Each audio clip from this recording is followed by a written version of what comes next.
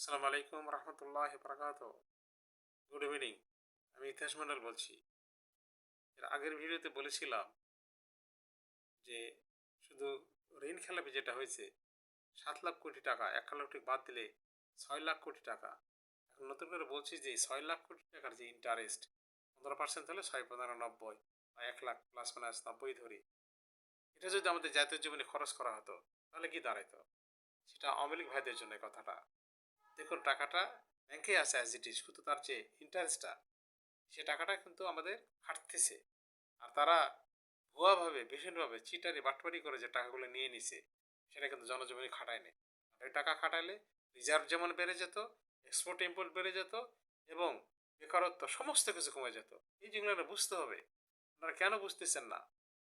আওয়ামী লীগের ভাইদেরকে বলতেছি, সংক্ষেপে বলি। দেখুন, 6 লাখ কোটি টাকার ইন্টারেস্ট 90,000 বা 1 লাখ এরকম আর কি। এখান থেকে আমরা কী করবো? ভর্তুকি দিব। এখন চালে ভর্তুকি দিই। 1 কোটি টন চালে যদি আমরা 30 টাকা করে দিই, 30,000 কোটি টাকা। ডিজেল তেল যেটা আছে 30 টাকা করে দিলাম, আপনার 40 লাখ, 40 42 লাখ টন লাগে। 30 টাকা দিলে 12,000 বা 10,000 কোটি টাকা আসে এখানে। আর সয়াবিন এবং চিনি 25 25 50 লাখ টন। হিসাবগুলো শুনতে অবশ্য ইন্টারেস্টের ব্যাপার নয়, কিন্তু যে একটু ধৈর্য ধরে শোনেন, হ্যাঁ, তাহলে তো ক্ষতি হবে না। সয়াবিন এবং চিনিতে যদি আমরা 50 টাকা করে দিই কম, তাহলে বুঝতেন যে বাজারে কী অবস্থা হবে। দেখলো আদা এবং রসুন, এটা তো আমদানি করে। তো আর একটা সবচেয়ে চরম একটা ব্যর্থতা, হ্যাঁ, এই যেটা রাজনীতিবিদদের বলবেন না কার বলবেন, আমলাদের না সচিবদের, আমি জানি না, যে এই পেঁয়াজ অর্থাৎ কৃষি পণ্য আমাদের আমদানি করতে হয়। হচ্ছে লজ্জাস্কর বিষয়, আর কিছু নাই। যাই হোক, এই আদা রসুন মশলা জাতীয় বা পেঁয়াজ যেটাই বলি, এখানে আমরা যদি 12 লাখ কোটি বা 10 লাখ কোটি টাকা রাখি, তাহলে এই হয় আর কি, 30 আর 25 55, আর এই 10 65। আর থাকলো মশলা, যেটা ফলমূল, এটা ওটা, এখানে যদি 10 রাখে তাহলে কেন 75।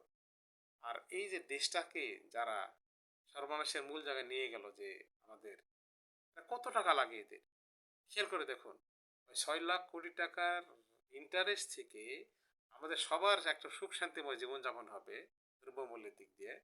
এবং এই যে বদমাইশেরা, কুকুররা, পশুরা যেটা চাইতো তাদেরকে তো দেওয়া যেত।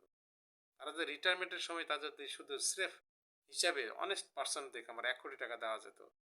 এবং যারা নর্মাল সৈনিক বা নর্মাল পুলিশ যেটা বলে, এদের যদি আমরা 50 লাখ টাকা করে দেয় পুরস্কার সব, রিটায়ারমেন্টের বাইরে, সমস্ত কিছুর বাইরে, কত দেশ ভালো থাকতো, টাকা থাকতো, তারা নিতে পারতো। এবং অবশ্যই সেটা মাত্র 5-6 হাজার কোটি টাকা যায়। অর্থাৎ এই যে 6 লাখ কোটি টাকার যে ইন্টারেস্ট, সেই টাকা খরচ করার মতন আমাদের নাই। এবং এই টাকা যদি আমরা খরচ করতাম, সেটা আমাদের জনজীবনে ভীষণ একটা শান্তিময় অবস্থা, পরিবেশ বিরাজ করতো। আর একটা ছিল, এই টাকাতে কিছু অংশ যদি আমরা কৃষি উৎপাদনে ব্যয় করতাম, না চাল আমাদের আমদানি করতে হয়, না কোনো কিছু, মানে চাল বা গমটা তো আমাদের আমদানি করতে হয়, ভুট্টা, বিভিন্ন আবাদ বাড়াই আমরা কিন্তু সেটা রিকভার করতে পারতাম। অর্থাৎ এক্সপোর্ট যত বাড়াবো এবং ইম্পোর্টটা যত কমাবো, এই হতো, এই টাকা দেয় সেই জিনিসটা হতো। আওয়ামী লীগের ভাইদের এই জন্যই এটা বলবো যে আপনারা যে একটু চিন্তা করেন,